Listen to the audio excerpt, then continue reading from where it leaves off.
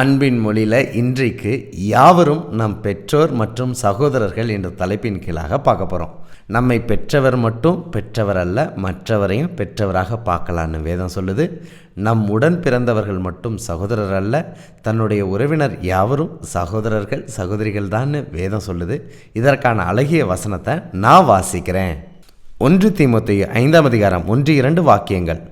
முதிர் வயதுள்ளவனை கடிந்து கொள்ளாமல் அவனை தகப்பனைப் போலவும் பாலிய புருஷரை சகோதரரைப் போலவும் முதிர் வயதுள்ள ஸ்திரீகளை தாய்களைப் போலவும் பாலிய ஸ்திரீகளை எல்லா கற்புடன் சகோதரிகளைப் போலவும் பாவித்து புத்தி சொல்லு.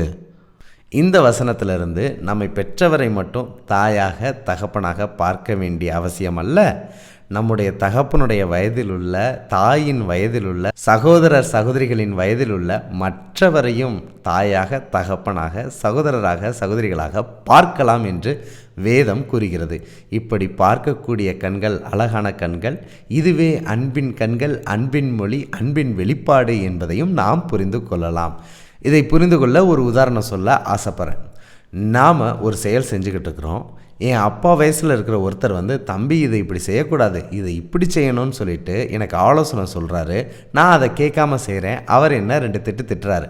உடனே எனக்கு கோவம் வந்துட்டு போய் அவன் வேலையை பார்த்துட்டு அப்படின்னு திட்டிடுறேன். ஆனால் இதுவே என் அப்பாவாக இருந்தால், என் அப்பா இந்த குறைவை சொன்னார்னா நான் வருத்தப்பட்டாலும் நான் அமைதியாக கடந்து போயிடுவேன்.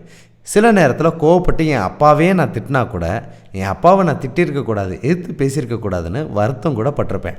ஆனால் என் அப்பா வயதில் உள்ள மற்றவரை குறித்து நான் எந்த வருத்தமும் படாத நபராகத்தான் இருப்பேன். இதுலேருந்து நம்ம என்ன புரிஞ்சுக்கலாம்னா, நம்முடைய தாய் நம்முடைய தகப்பன்னா ஒரு மதிப்பு வச்சுருப்போம்.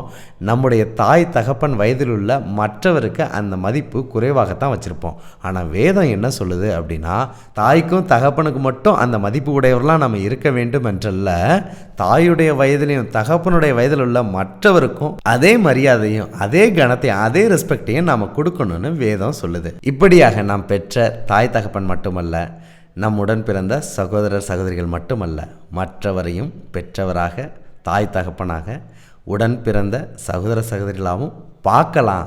இந்த அன்பையும் வெளிப்படுத்தலான்னு வேதம் அழகாக சொல்லுது. நிச்சயமாக இதை பயிற்சி செய்வீங்கன்னு நான் நம்புகிறேன். பகிர்வோம் இயேசுவை என்றும் அன்புடன் பைபிள் ஸ்கூல்.